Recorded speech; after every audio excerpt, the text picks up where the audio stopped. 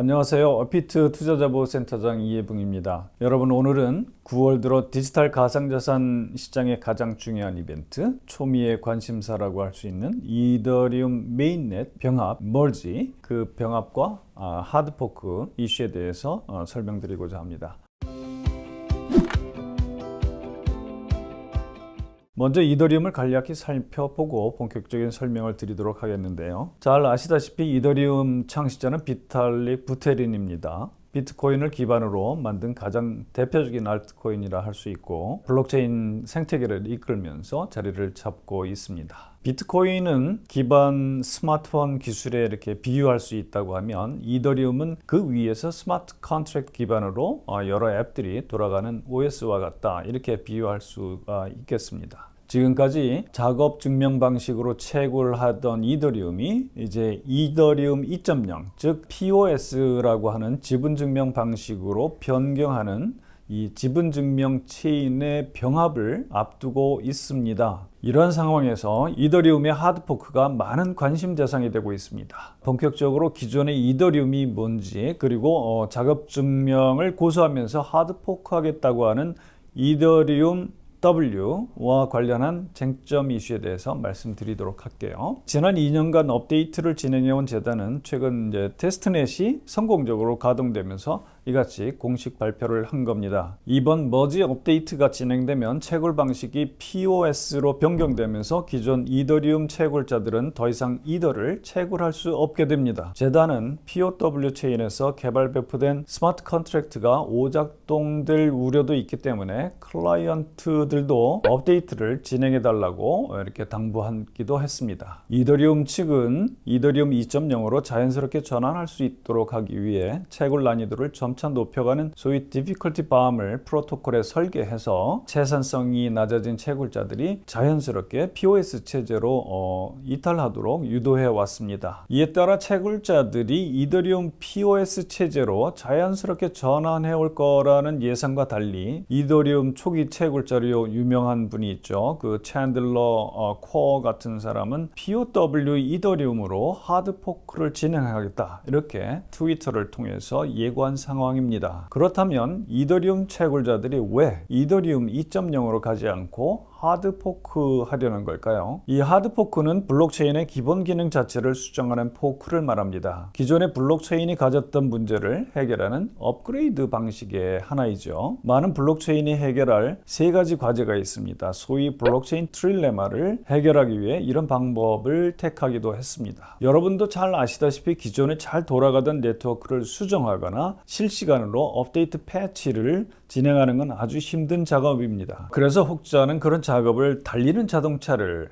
정비하는, 혹은 하늘을 나는 비행기를 정비하는 것처럼 힘든 작업이다, 이렇게 비유하기도 합니다. 그러면 초기 채굴자인 챈들러 코어를 필두로 해서 많은 채굴자들이 왜 하드포크를 하면서까지 기존 이더리움의 POW 방식을 고수하려는 걸까요? 채굴자들은 여러 해 동안 이더리움을 채굴하는 데 필요한 장비를 갖춰서 채굴해온 이력이 있습니다. 당연히 POW를 기반으로 장비를 갖춰왔기 때문에 하루아침에 바꾸는 건 쉽지 않을 겁니다. 앞서 이더리움에 현재 적용되어 있는 difficulty bomb에 대해서 말씀드렸는데요. 하드포크를 통해서 이 난이도 폭탄 패치를 제거해야 기존과 같은 채산성을 맞출 수 있을 거라는 다른 이유도 또 자리하고 있습니다. 또한 블록체인 생태계에 대한 신념 또는 그동안 안정성을 유지해왔던 기존 이더리움의 레코드가 또 다른 이유가 될 수 있습니다. 현재의 이더리움은 2016년 더 다오 프로젝트 해킹 사건 이후 하드포크를 통해 탄생하게 되었습니다. 당시 이더리움 네트워크를 이용했던 더 다오 프로젝트에 모인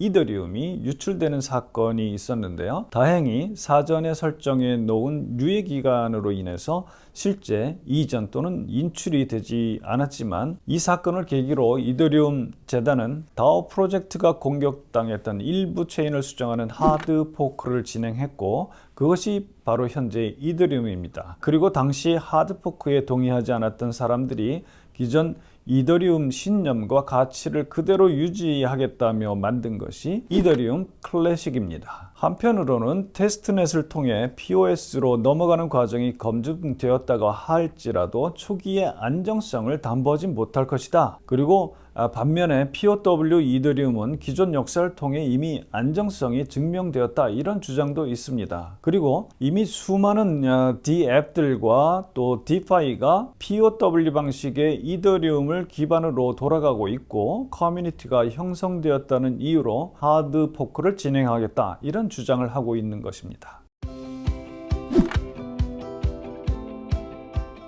하드포크가 진행되면 투자자들에게는 어떤 영향이 미칠까요? 과거 비트코인 하드포크 선례를 볼 때 하드포크를 하게 되면 일종의 복제인 것이죠. 이더 보유자들 모두 코인을 받을 것입니다. 한때 이더리움 클래식을 기습 상장해서 세계 거래량 1위를 달성했던 폴로닉스는 이더리움 W를 지원하겠다고 밝히면서 이미 선물 거래를 지원하고 있습니다. 여기서 투자자분들이 주의하셔야 될 점이 있습니다. 모든 거래소가 포크될 이더리움 W를 지원하는 것이 아니라는 점, 그리고 거래 지원 여부를 필히 반드시 확인하셔야 한다는 것인데요. 특히 하드 포크가 되면 개인 지갑으로 이더리움을 옮겨서 보유하던 분들은 이더리움 W를 똑같이 받을 수 있지만 복잡해질 수도 있습니다. 또 이더리움 W의 경우 거래를 지원하는 곳이 있다고 할지라도 기존의 이더리움 클래식 혹은 이더리움과 가치가 다를 수 있기 때문에 본인이 매수하려는 디지털 자산이 이더리움 클래식인지 이더리움